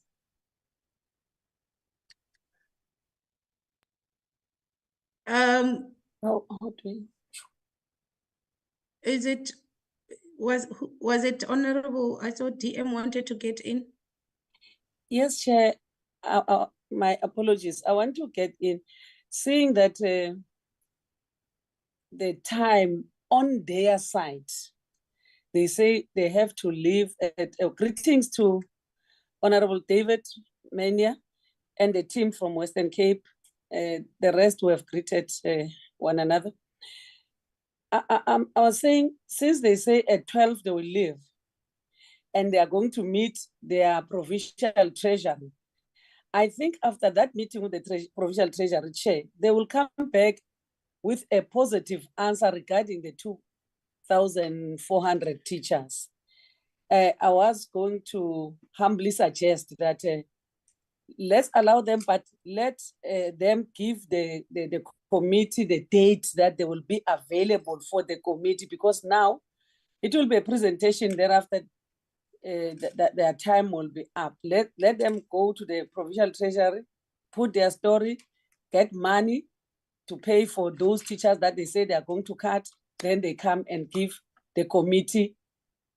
We come back with them. We give a committee a better answer that what we'll say about the perceived or the anticipated cutting of the 2,400 posts, which I think will be addressed in this meeting today with the provincial treasury. Thank you, Chair. That's my submission. Thank you, DM. Mr. MEC, you see, our attitude is based on your conduct where the entire department decided to abscond the oversight visit. Our attitude is then that even today, or even as we have been trying to communicate with you, you have been trying to dodge us. And the attitude and our response is based on your own conduct when we came to do oversight, where you just decided you are not going to send anyone as a province. You are not even going to take that oversight serious. And that is our issue. However, honorable members, I do believe that this discussion that we must have with the department and the MEC, it's crucially important. And there is many issues that for me, I seriously need clarity from the department. And I don't think we'll do justice with this short period of time. We are going to meet you as a department next week, Tuesday. We were scheduled to meet all provinces next week, Tuesday. However, we had thought that because we need more time with yourself, it would be prudent for us to meet you and the Northern Cape on Friday. And the reason why we had actually wanted to go out of our scheduled date and create time, because we created time and you seemingly are not creating time. You are not interested in creating time. And that is part of the conduct that we are observing. We had created time to give you and the Northern Cape ample time to give us clarities on our observations. However, you decided that you are not available on Friday. And what makes me something that I really don't understand, that a whole department, a whole provincial department is not available on a day. Something that I really don't understand. I have no idea how that department of yours work, where we are told that one day, I'm actually waiting for that day where Minister and DMU will tell us that, the whole department can't appear before the committee because the whole department is not there. Something that I really don't understand. We don't understand it. I just want to make it clear that we don't understand it. But we're meeting you on Tuesday, 9 o'clock, because honestly speaking, we're not going to do justice. And I agree with Honorable Law. It's really uncalled for that somehow, maybe it is because of that constitution that you're speaking about, where you believe that you are not accountable to this committee. And that's something that I think you should reconsider, because you are accountable to this committee of parliament. So we'll agree on a journey, and we are scheduling the meeting to next week, Tuesday. On Friday, honorable members, we are meeting the Northern Cape alone. The meeting is going to be in the afternoon. It is going to be virtual. It is just going to be, I think it can even be an hour meeting where we are going to speak to the Northern Cape about the observations. I do hope honorable members still have their notes. And then on Tuesday, we are going to try and see how we can relook at our agenda for Tuesday, so that we can have the Western Cape starting on Tuesday. Mr. Main, I think you'll be fine on Tuesday. So we'll send a formal communique to invite you on Tuesday to our committee meeting the same time. And I do believe that the meeting of next week is physical, Mr. Brown. I think it is physical. So we'll meet you in Parliament on Tuesday next week. And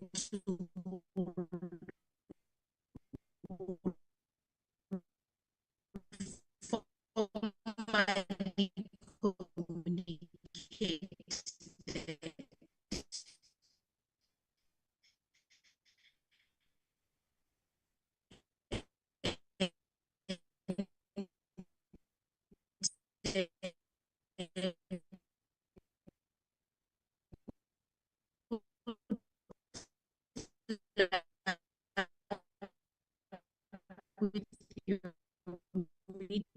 meeting at 12. We do hope that that meeting comes with positive results. First, can we agree to deal with our own reports in this little time that we've got remaining? Thank you, Chair. You broke up for a second. Next Tuesday, I think we'll be absolutely fine. I do want to place it on record, however, that during your provincial oversight visits, the province was represented by a district director, and ultimately the district director is a district director. The province is a provincial education department. Now, the district director kept telling us that they can't respond to certain questions because they are not at the provincial level. So that assertion of yours can't stand. We raised it even then, that stop saying that you were represented by the district, because there is a district level, there's a circuit. The DBE can't come and say to us they were represented by a province. Those are those are different levels of authority. And the authority that we seeked and we required was your provincial authority, because the issues that we were raising, we were told that they are handled at that level of authority. So you were not represented because we could not get answers. Well, you were not represented. You were not there. You did not come. You were not come. You did not come. You were not represented. Mr. Mania, you did not come. You were not represented. You decided to abscond. You decided that you're not going to take the committee very serious. So we've released you. We will have that. We will take up that discussion the following week. I'm very happy to do that. I'm sorry, you were saying something? I don't really think it would be very productive to continue the conversation. Release, you will take up, that discussion. I want to place it on record. We were represented, and as far as this committee meeting is concerned, we were in contact with your committee secretary on 2 occasions to discuss time allocation. But I'm sure this is something that we can take up during the course of next week. Yes, we'll take it up during the course of next week. You don't determine time allocations for us. We're a committee of parliament. We determine our own schedule and then we invite you. That's how it works. That's how it works. I think you should get that right. So we don't engage on time together. We determine there's a schedule. Even ourselves, there's certain levels where they schedule meetings, they schedule times, we follow. So that's how it works. So we'll meet you to abscond our oversight visit. You decide that you are not going to take us serious. We'll take up that discussion next week. And thank you for your time. And thank you to DPE for your time and the presentations. We'll meet on Friday. We'll communicate on the exact time that we're meeting the Northern Cape. The Northern Cape has been informed, I think, a week ago on this meeting on Friday. We will just inform and provide the login details to DPE and honorable members on time. You are released so that we can remain. Honorable members, I do hope that you went through the minutes. Mr. Brown, can we fly to the minutes?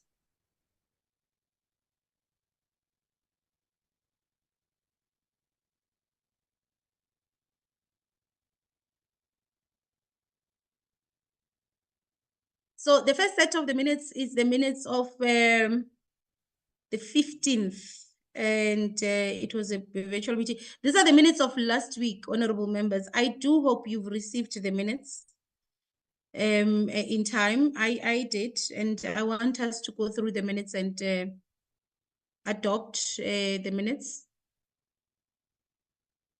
Honorable members, is there anyone who wants to make corrections, additions on the minutes, or move for an adoption?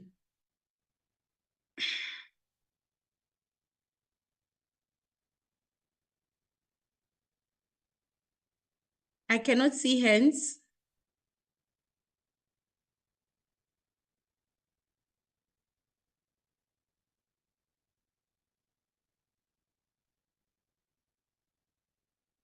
Honorable Low. No, thanks, Chair. The minutes are a true reflection of our discussions, and I've checked them and I went through them. I therefore adopt them. Honorable Low is moving for the adoption of the minutes. Any seconder?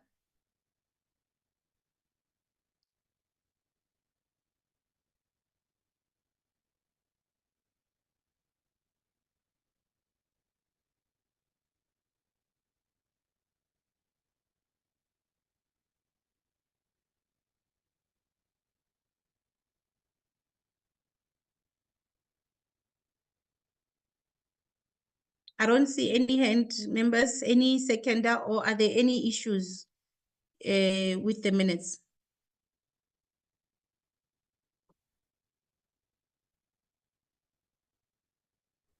Chair, I can second, I was not present. It's Honorable Makakula.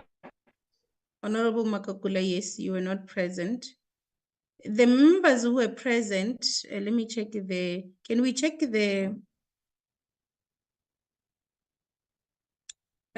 Honorable Christians, Honorable Jordan, Honorable Mtsweni, and Honorable Nguba are not in the meeting. Honorable Mashabela, can we check the minutes and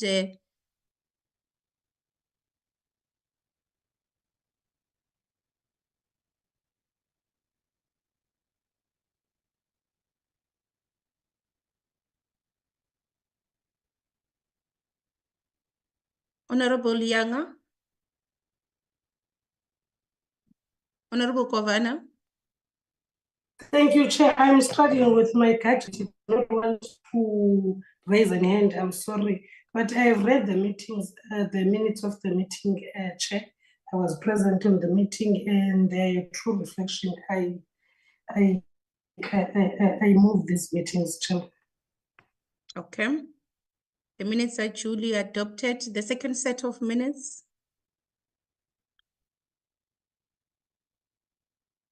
So the second set of minutes is the 16th of October, also a virtual meeting. Mr. Brown?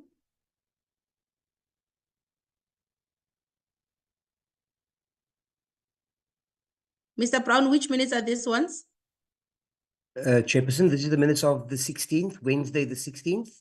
Oh, yes, the following day, last week, the following day, yes. Okay, yes. Okay, I have, yeah, okay. I see Honorable Governor's hand. Anyone who wants to speak on the minutes, any issues on the minutes?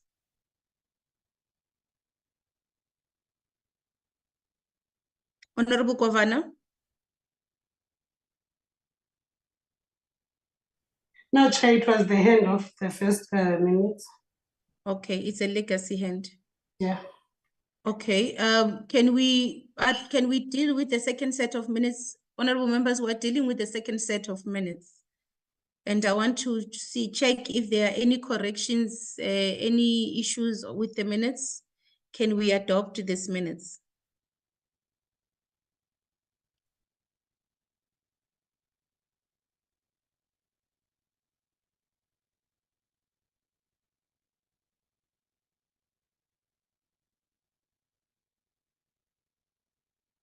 Chair, Honorable Law? I have read the minutes. I move to adopt the minutes. Noted. Honorable Governor? This gadget. Chair, I stand to second Honorable Law. I've read the minutes. I second.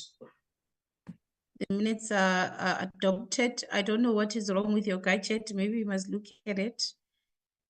Now, we've got two outstanding reports. These are reports that we could not adopt in the last 2 meetings because of time. And we had said that members must go through these reports because they were actually given to us some time ago. And we need to adopt these reports so that we can process them. The first one is a report on the induction workshop for the committee with the Department of Education, the provincial departments. This is a meeting we had with all the PEDs and the statutory bodies and relevant stakeholders. We had this meeting physically, this workshop physically in Parliament. We had it from the 20th to the 22nd of August. Now, this report was sent to us timelessly, members. I do hope that you've went through it and you are ready to adopt this report. Any corrections, any issue on the report?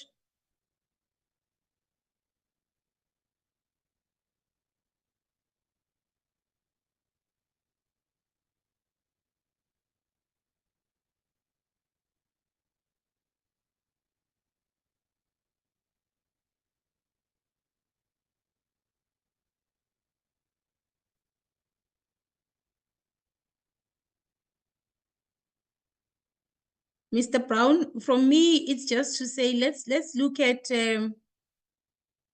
some issues, just small issues of grammar in other areas, but the content of the report, it's for me, it's not in question. It's just an issue of grammar in some areas and it's just spelling. So it's really just makeup issues. It's not content issues.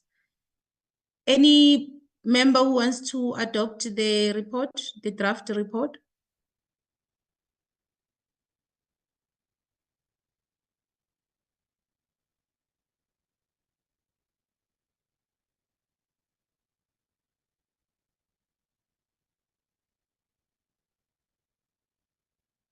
Honorable members, I don't understand what the silence is, but maybe you should advise me what the silence is about. Is the silence saying that we don't agree with the contents of the report, or we don't agree with this report? Or is the silence saying we can't adopt the report because there are issues in the report? Perhaps advise me, because I don't understand, because this is our report and I really don't understand the silence. Honorable Law. No, thanks, Chair. I move to adopt the report with recommendations that are clear so that we are able to proceed with it. Thank you. Okay.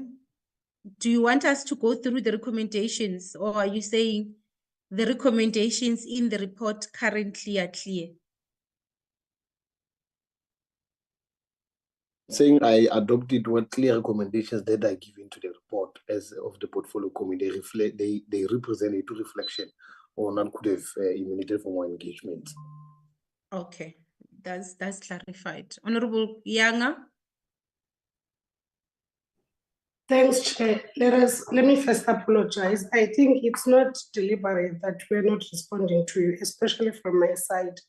My gadget is in opposition of myself today. It's actually not allowing me to contribute.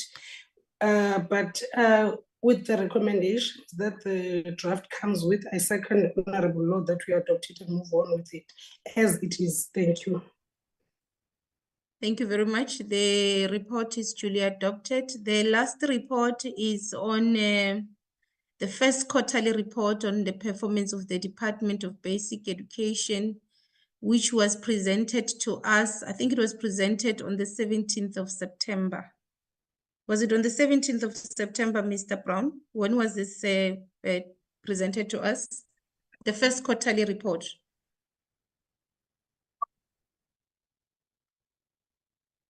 Mr. Brown?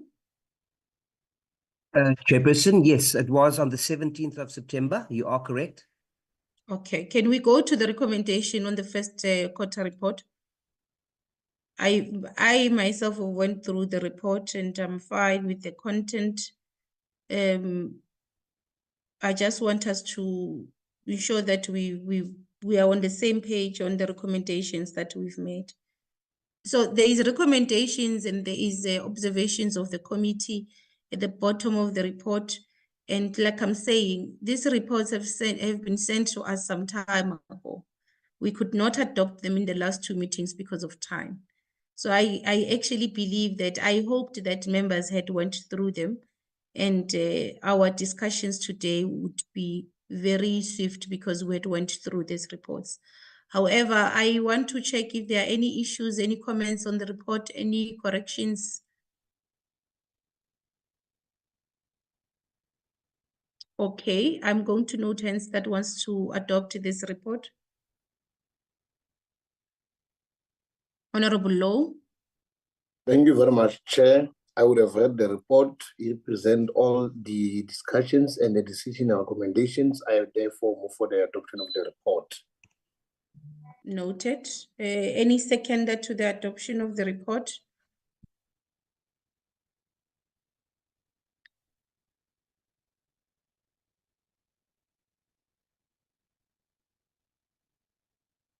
Any seconder?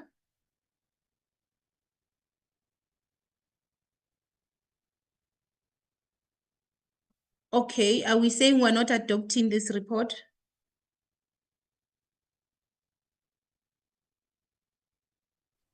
Chair? Yes, Honorable Governor. I have raised my hand. Now, Chair, we are adopting the draft report with its recommendation. I second Tsapolo. Thank you. Thank you very much. The report is adopted. The reports are adopted. There was last report that was outstanding. Mr. Brown, I think moving forward, we should really ensure that every meeting we deal with the drafting of reports timelessly. One would start with the oversight report. We're still waiting for that report, and I hope I was hoping that the team would be concluded with that report. We need it so that we don't have many reports that we have to adopt in one single meeting. We have to really try and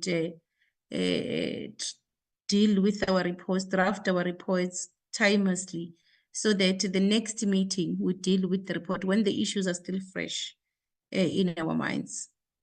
Now, with that said, this brings us to the end of our agenda today. Honorable members, thank you very much for your time. I do want honorable members to indicate and to share with Mr. Brown if they are unable to join us for the meeting of Friday, so that we can take a decision, because we don't want to convene that meeting and we don't have a quorum. So we need to, you need to inform Mr. Brown if you're unable to join us virtually on Friday. The meeting is going to be in the afternoon.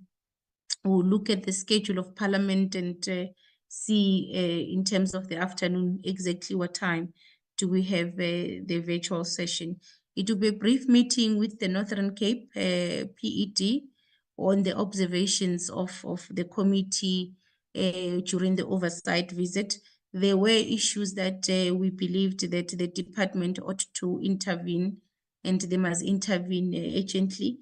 And given the fact that they also did not attend our meeting, they decided also to abscond our oversight. It is something that we would have to raise with them. With that said, thank you very much, honorable members, and the meeting is adjourned.